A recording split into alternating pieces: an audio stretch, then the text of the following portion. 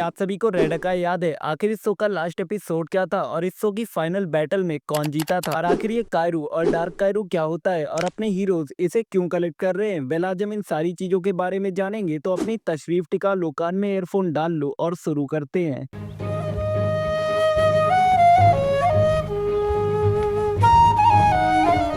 Episode 1 की शुरुआत में हम एक लड़के को देखते हैं जो किसी से डर कर भाग रहा होता है, लेकिन इसका कोई फायदा नहीं होता है क्योंकि ये पकड़ा ही जाता है। इसके बाद हम टीम स्टैट्स की शिप को देखते हैं जिसमें होता है अपना पायलट मोकी, इन सभी का लीडर काय, अपना पहलवान बूमर और अपनी माल, मेरा मतलब माया। क्या?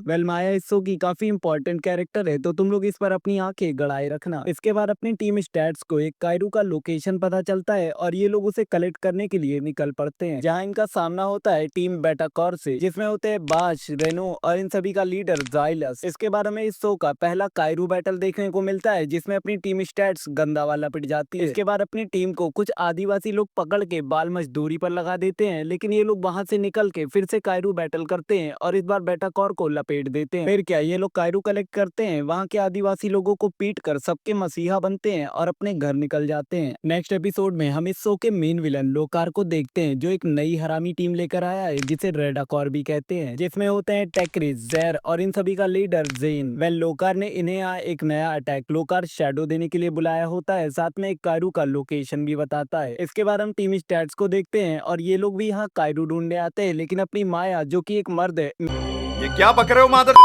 मेरा मतलब एक औरत है, इन लोगों से लड़ाई करके अलग चली जाती है और उसे कायरू मिल भी जाता है, लेकिन वहां पर अपनी टीम रेडाकॉर आ जाती है जो माया पर लोकार शैडो से अटैक कर देती है, जिसके बाद माया टीम स्टैट्स पर मूव कर टीम रेडाकॉर को ज्वाइन कर लेती है। इसके बाद हम लोकार और माया को आमने सामने देखते हैं और लोकार माया को टीम रेडाकॉर का नया लीडर बना देता है और उन्हें एक कायरू कलेक्ट करने का मिशन भी देता है, जिसके बाद माया अपनी चतुर बुद्धि लगाकर उस कायरू को इजिली ढूंढ लेती है और अपनी टीम स्टैट्स भी वहीं पर पहुंच जाती है, लेकिन माया इन्हें फिर से चूतिया बनाकर भाग जाती है। लेकिन इस बार टीम स्टैट्स इन्हें पकड़ लेते हैं और कायरू बैटल शुरू हो जाता है और अपना काय मेटानॉइड का इस्तेमाल करके जैन को इस बैटल में पटक देता है और उसका एक्स रीडर लेकर लोकार शैडो के असर को उल्टा कर देता है। फिर क्या ये लोग इस बैटल को जीत जाते हैं और अपनी माया भी ठीक हो जाती है, लेकिन लोकार इस गलती के लिए जैन को खूब गालियां देता है।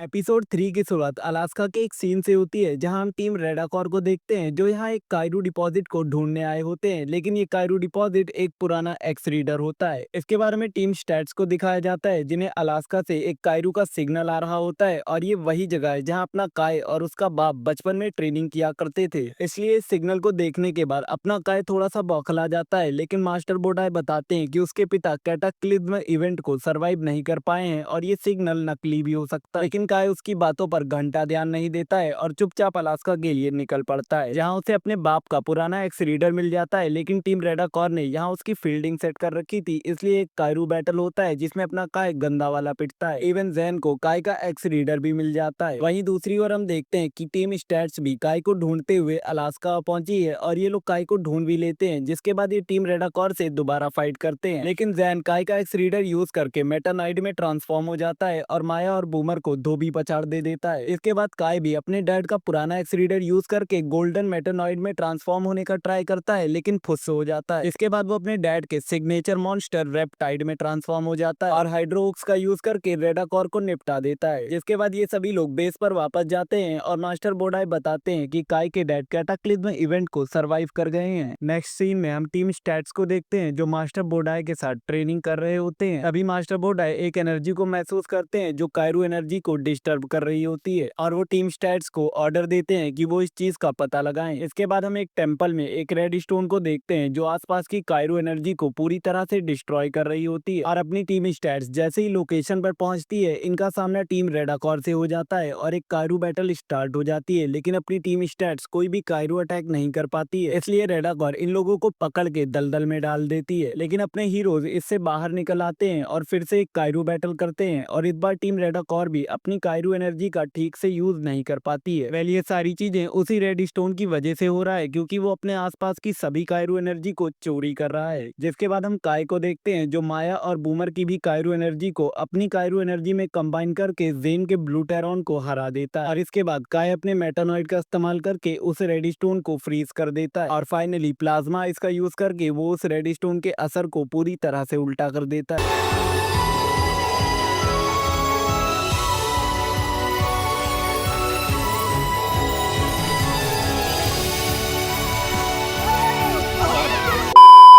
आगे स्टोरी में हम टीम इम्पेरियल्स को देखते हैं जो कि भाई बहनों की एक टोली है जिसमें होते हैं कुश, टाइनी और इन सभी की लीडर प्रिंसेस डिया। इसके बाद हमें एक कायरू डिपॉजिट दिखाया जाता है जिसके पास में एक लाल आंख वाला बुड्ढा बैठा होता है। सीन चेंज होता है और हम टीम स्टैट्स को देखते हैं जो इसी कायरू को ढूंढने के लिए आए होते हैं, लेकिन इनका सामना टीम इम्पेरियल्स से हो जाता है और एक कायरू बैटल स्टार्ट हो जाती है। इसमें अपना काय कोस के अगेंस्ट फाइट करता है, लेकिन कोस के हार मानने के बाद भी काय उस पर अटैक कर देता है। इसलिए अपने मास्टर बोडाई कायरू नियम को तोड़ने की वजह से काय को टीम स्टैट्स से लात मार के निकाल देते हैं। जिसके बाद अपने माया और बूमर काय के बिना ही इस मिशन को आगे बढ़ाते हैं। सीन चेंज होता है और हम काय को मोकी के साथ देखते हैं जहां काय अपनी कायरू एनर्जी का ध्यान लगाकर ये पता कर लेता है कि कोज ने काय के ऊपर माइंड ब्लॉकिंग अटैक से हमला किया था। इस वजह से काय ने कोज के हार मानने के बाद भी उसके ऊपर अटैक किया था। ये सारी चीजें अपने मास्टर बोडाई को भी पता चल जाती है, इसलिए वो काय को उसका एक्स रीडर वापस कर देते। वहीं दूसरी ओर अपनी टीम स्टैट्स उसी लाल आंख वाले बुड्ढे से लड़ रहे होते हैं जो इनकी अच्छी खासी पिटाई कर रहा होता है। जिसके बाद हम टीम स्टैट्स और इंफीरियर्स की फाइट देखते हैं और यहाँ पर भी अपनी टीम स्टैट्स गंदा वाला पिट रही होती है, लेकिन अपना ठेकेदार काय टाइम पर पहुंचकर इंफीरियर्स को दो भी पछाड़ दे देता है। जिसके बाद ये लोग कायरू एनर्जी को कलेक्ट करके बेस पर वापस लौट जाते हैं। आगे के एपिसोड में हम टीम स्टैट्स और बेटाकॉर की फाइट देखते हैं जिसमें बेटाकॉर टीम स्टैट्स को बर्फ में जमा के कायरू लेकर निकल जाती है। इसके बाद अपना मोकी आकर अपनी टीम स्टैट्स को बचाता है और अपनी बड़ाई मास्टर बोडाई के आगे करता है। जिसके बाद मास्टर बोडाई मोकी को एक सड़ा हुआ एक्स रीडर देकर टीम स्टैट्स के साथ एक मिशन पर भेज देते हैं जहां ये लोग टीम बेटाकॉर को देखकर छुप जाते हैं, लेकिन अपना मोकी जाकर टीम बेटाकॉर को एक कायरू बैटल के लिए चैलेंज कर देता है, जिस वजह से अपनी पूरी टीम स्टैट्स की पिटाई हो जाती है। इसके बाद हम टीम बेटाकॉर को कायरू एनर्जी जमा करते हुए देखते हैं, लेकिन अपना मोकी टाइम पर पहुंचकर इनके ऊपर पैरालिसिस अटैक कर देता है।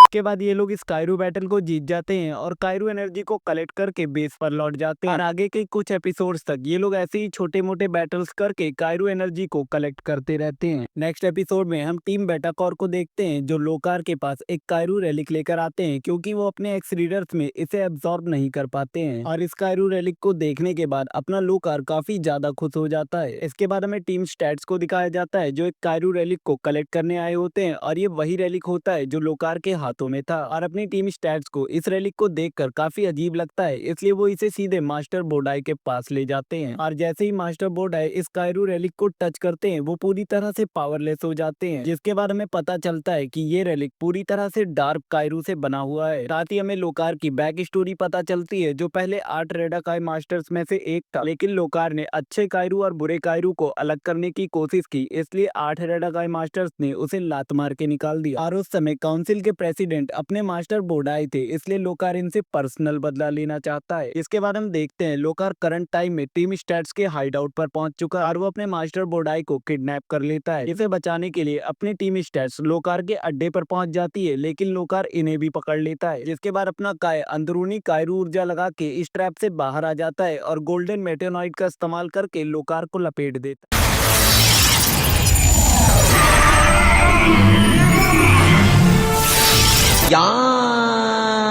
भैंचोद।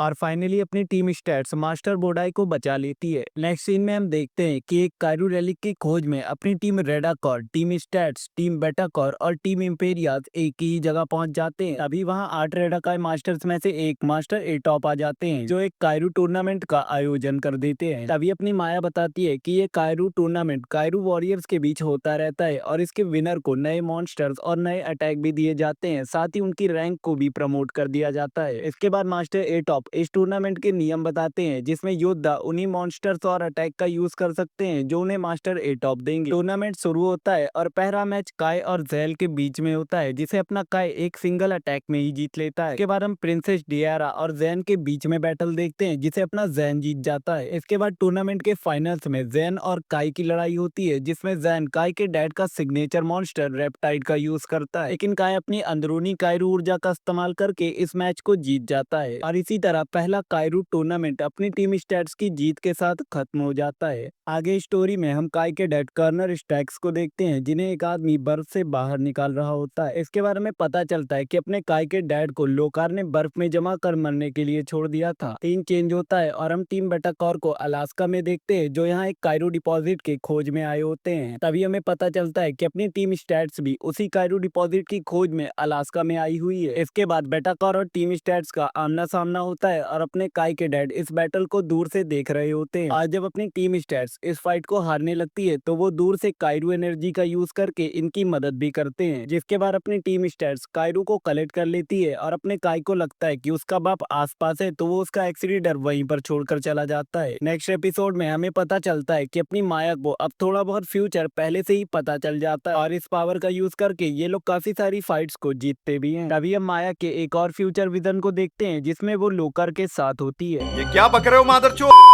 आगे स्टोरी में हम सभी 8 रेडकाई मास्टर्स को एक साथ देखते हैं। ये सभी रेडाकाई मास्टर 10 सालों में एक बार अपनी एक मीटिंग करते हैं और इसी मीटिंग के दौरान हमें पता चलता है कि कैसे लोकार ने अपनी कायरू एनर्जी को डार्क कायरू में बदलना चाहा और एक प्लेनेट को बर्बाद कर दिया, जिसके बाद अपने काई के डैड ने लोकार के शिप में घुस के कायरू एनर्जी को अर्थ पर सेंड कर दिया और यही कायरू आज अलग अलग रेलिक्स में पाया जाता है। तभी हम करंट टाइम में आते हैं और हमें पता चलता है कि लोकार ने 8 रेडाकाई मास्टर्स को कैप्चर कर लिया है, लेकिन अपनी टीम स्टैट्स भी वहां पर आ जाती है। इसके बाद हम इंफीरियर्स और टीम स्टैट्स की बैटल देखते हैं। वहीं दूसरी ओर लोकार सभी रेडाकाई मास्टर्स के अंदर से कायरू निचोड़ रहा होता है, लेकिन टीम स्टैट्स टाइम पर पहुंच के सभी रेडाकाई मास्टर्स को आजाद कर देती है, जिसके बाद ये सभी लोग मिलकर लोकार को डिफीट कर देते हैं और टीम इंफीरियर अपने मरियल मास्टर लोकार को उठा के वहां से निकल जाती है।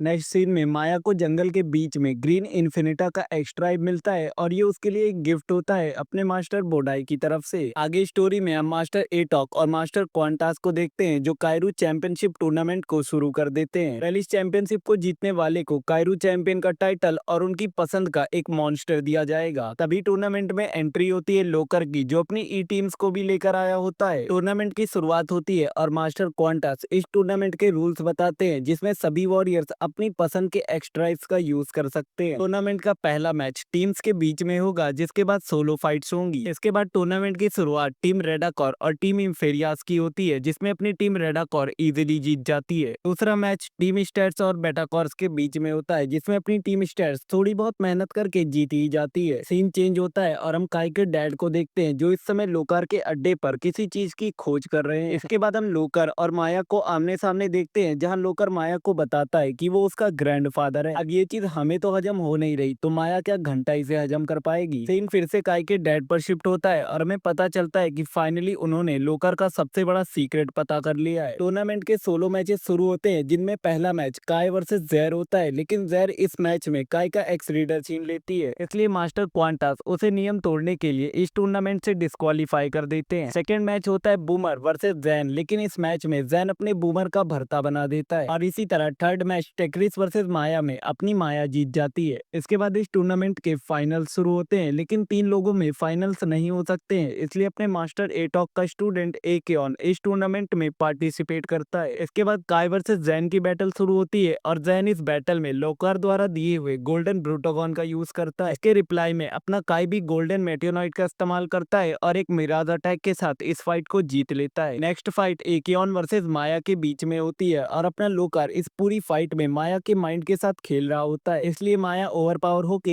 एकेऑन को हरा देती है। आगे इस टूर्नामेंट के फाइनल्स में काय वर्सेस माया की बैटल होती है और लोकार फिर से माया के माइंड के साथ खेलना शुरू कर देता है, लेकिन काय गोल्डन मेटियोनाइट और उसके बाद फ्रॉस्टॉक का यूज करके माया को हरा देता है और इसी तरह कायरू चैंपियनशिप टूर्नामेंट का विनर अपना काय बनता है और उसे गिफ्ट में प्लेटिनम मेटियोनाइट मिलता है। तभी टूर्नामेंट में एंट्री होती है अपने काय के डैड कर्नर स्टैक्स की, जो सभी रेडाकाई मास्टर्स को बताते हैं कि लोकर एक बहुत बड़े अटैक का प्लान कर रहा है। अब आखिर लोकर का प्लान क्या है और इस डार्क कायरू का सीक्रेट क्या है और ये प्लेटिनम मेटियोनाइट कितना पावरफुल है, ये सारी चीजें हम सीजन 2 में जानेंगे। तब तक के लिए तुम लोग चैनल को सब्सक्राइब कर दो, वीडियो को लाइक कर दो और कमेंट्स में लिखो सीजन 2। तब तक के लिए बाय, मिलते हैं नेक्स्ट वीडियो में।